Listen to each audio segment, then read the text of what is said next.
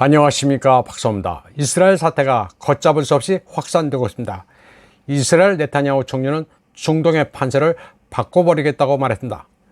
요아브 갈란트 이스라엘 국방장관도 이스라엘군과 하마스 간 치열한 교전이 벌어지고 있는 가운데 가자지구 봉쇄를 발표했습니다. 현재 이스라엘은 가자지구를 완전 포위하는 한편 30만 예비군을 소집했습니다.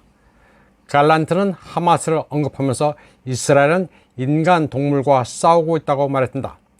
이스라엘 타임즈는 가자 봉쇄와 관련해 전기, 음식, 연료 등 모든 것이 단절될 것이라고 보도했습니다. 이스라엘 측은 가자지구 주민들에게 멸종당하지 않으려면 떠나라고 경고했지만 그들은 떠날 곳이 없습니다. 가자지구는 예전부터도 인간 지옥이었습니다. 지도에서 보시는 것처럼 원래부터 철저히 봉쇄되어 있었습니다. 펜스 경계선을 보시면 적색과 분홍색으로 표시되어 있습니다. 적색은 접근 금지 구역으로 여기에 들어오면 총격을 가합니다. 분홍색 지역 역시 위험 구역입니다. 여기에 들어와도 수상한 행동을 한다고 여겨질 경우 총격을 가합니다. 바다도 통제했습니다. 어업이 가능한 지역도 철저히 제한했습니다. 지정된 해역에서 식량으로 생선을 잡는 것 정도는 허용하지만 그 밖으로 나가면 순찰 보트가 총격을 가하도록 되어 있습니다. 지금 이스라엘의 강경 태도를 액면 그대로 보면 가자지구를 아예 지워버린다는 것인데 앞으로 무슨 일이 벌어질지는 예측조차 할 수 없습니다. 예전에 이스라엘은 가자지구를 공습할 때 그나마 폭발하지 않는 물체를 민간인 건물에 떨어뜨려 폭격을 받기 전에 대피하라고 경고를 했었지만 이번에는 그런 과정을 생략하고 그냥 공습을 감행해 최소한 560명을 숨지게 했습니다. 이스라엘군에 따르면 가자지구 포위 공격과 함께 헤즈볼라를 겨냥한 레바논 공격도 시작됐습니다. 하마스도 민간 거주지역 공격에 대응해 이스라엘에 로켓 공격을 가했다고 밝혔습니다. 서방 언론 보도에 따르면 이스라엘은 가자지구에서 시장작전을 준비 중이며 협상 가능성은 고려하지 않고 있습니다. 엑시오스도 자체 소식통을 이용해 네타냐후 총리가 10월 8일 조 바이든과의 대화에서 지금은 협상 기회가 없다는 의사를 표했다고 보도했습니다.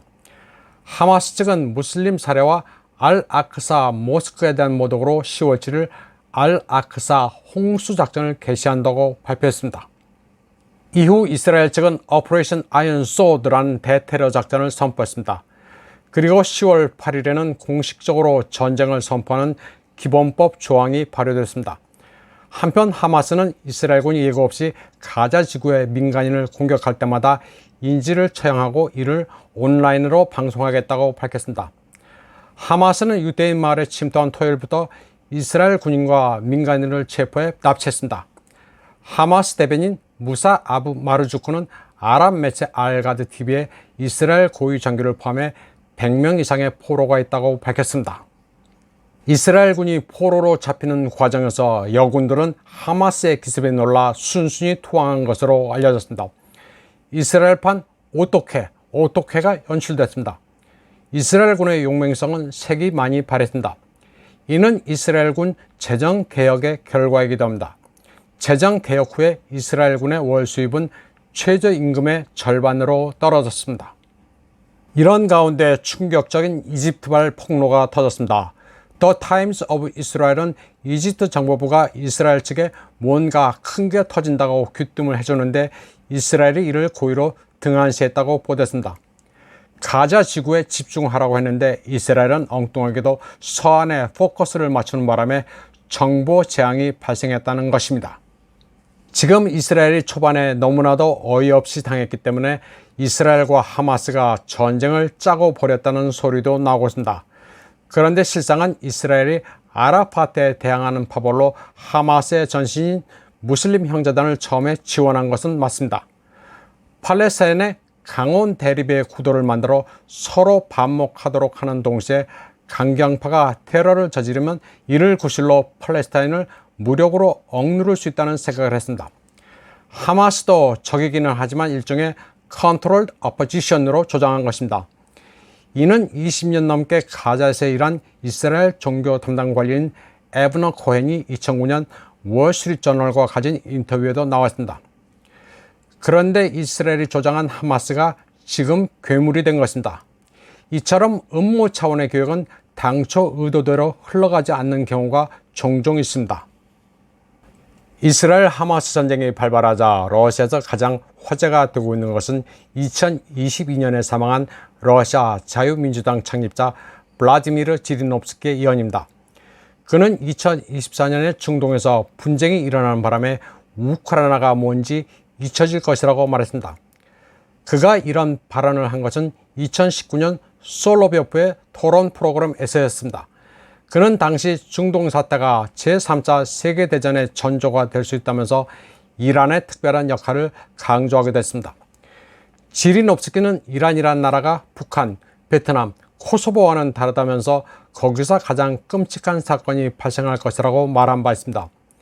현재 러시아 자유민주당 총재인 레오니드 슬루츠키는 지리노프스키 의원이 현실화됐다고 말했습니다. 지리노프스키는 이스라엘에 대한 하마스의 공격을 예측했고 무력 충돌의 결과도 말했습니다. 그는 예루살렘이 공격을 격퇴하지 못할 것이라면서 이스라엘에는 미래가 없다고 시작했습니다. 평화적 선택이든 강력한 선택이든 살아남지 못할 것이라고 예측했습니다. 드미트리 페스코프 크렘린 대변인도 중동 분쟁으로 모두가 우크라이나를 잊을 것이라는 지리노프스키의 말이 정확한 분석이라고 평가했습니다. 지리노프스키는 2021년 12월에 특수군사작전이 2월 22일 일어난다고 말했습니다. 이틀 차이로 마쳤습니다. 그리고 특수군사작전 종료일은 2023년 9월 19일이라고 말했습니다. 그는 이 밖에도 우크라이나 마이단 사건, 2014년 말레이시아 항공 여객기 추락 사건, 심지어는 자신의 장례식까지 연했습니다. 이번 방송은 여기까지 하겠습니다. 시청해주신 여러분 감사합니다.